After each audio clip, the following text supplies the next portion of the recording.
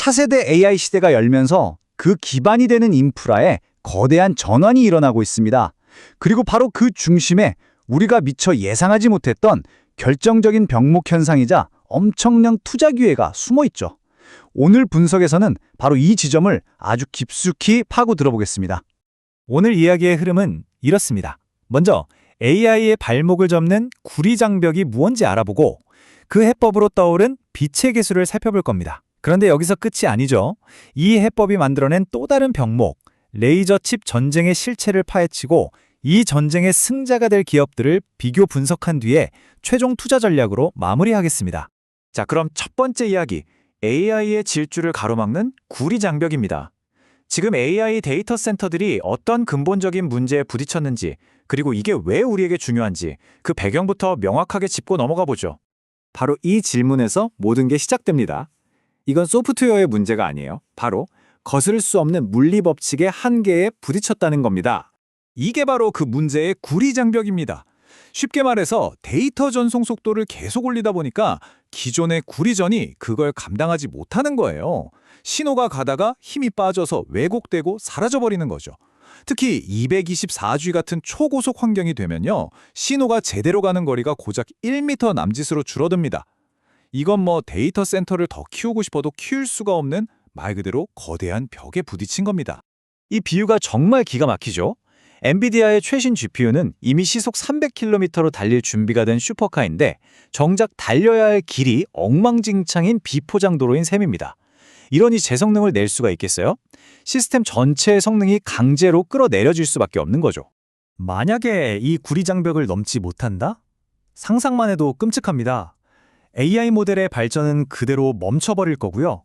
약해진 신호를 억지로 살리느라 어마어마한 전기를 쓰게 되니까 에너지 비용은 그야말로 폭발적으로 늘어날 겁니다. 이건 그냥 좀 불편한 문제가 아니라 AI 발전의 지속 가능성 자체를 위협하는 아주 심각한 위기인 거죠. 그럼 이 답 없는 문제를 어떻게 해결할 수 있을까요?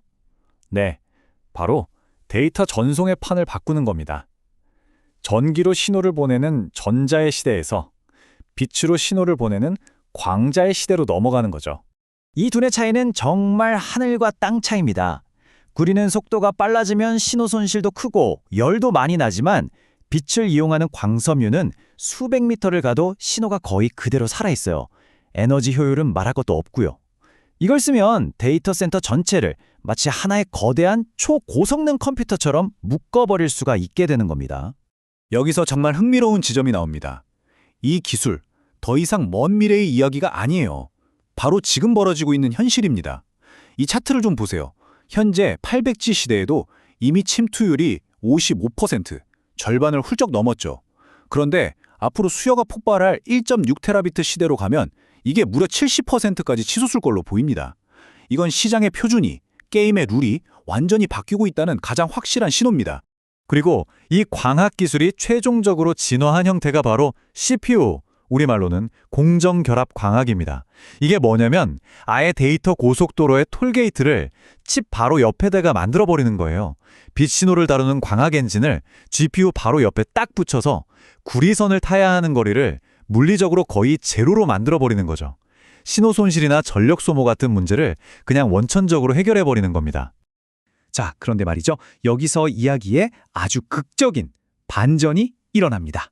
이 CPU라는 완벽해 보이는 해결책이 역설적으로 더 치명적이고 새로운 병목을 만들어내기 때문입니다. 이 모든 화려한 빛의 혁신, 그 가장 깊은 심장부에 우리가 미처 보지 못했던 결정적인 약점, 새로운 병목이 숨어 있었습니다. 핵심은 바로 이겁니다. 외부 레이저 소스, ELS.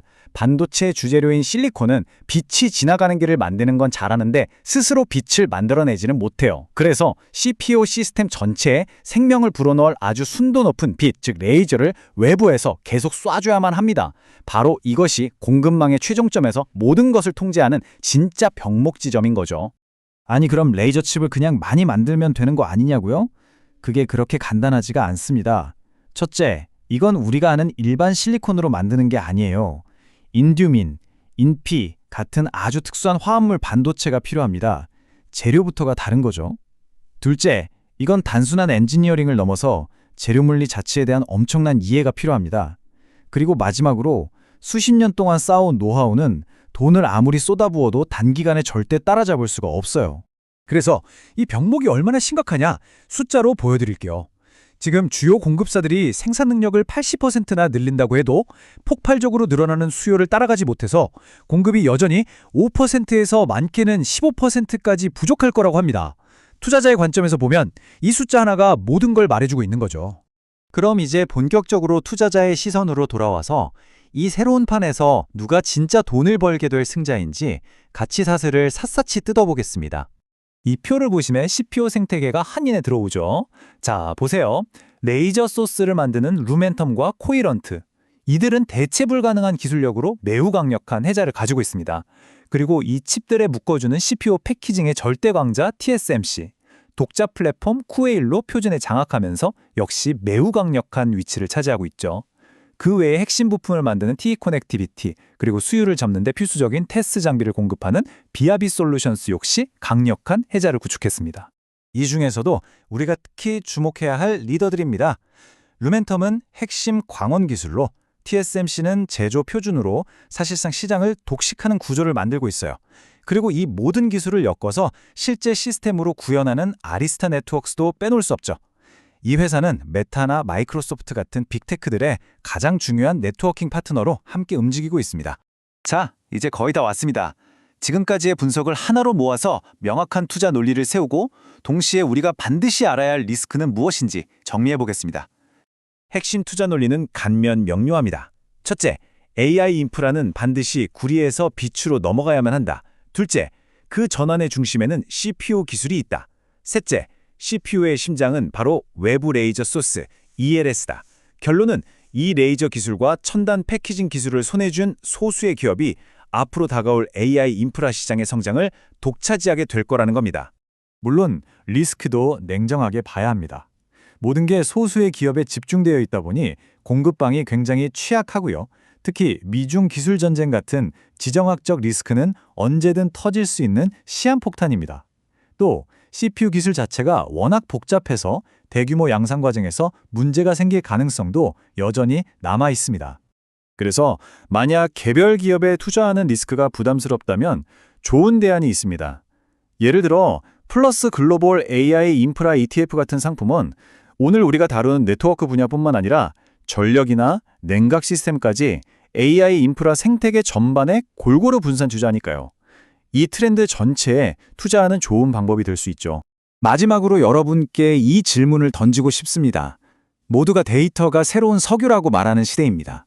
그렇다면 그 석유를 실어 나르는 파이프라인, 즉 이 네트워크 인프라를 지배하는 자가 결국 모든 것의 흐름을 통제하게 되지 않을까요? 구리에서 빛으로의 전환은 더 이상 만약에를 고민할 문제가 아닙니다. 언제냐의 문제일 뿐이죠. 이제 여러분이 하실 일은 명확합니다. 여러분의 포트폴리오를 펼쳐놓고 이 거대한 물리적 대전환의 흐름에 제대로 올라타고 있는지 지금 바로 점검하고 분석해 보셔야 할 때입니다.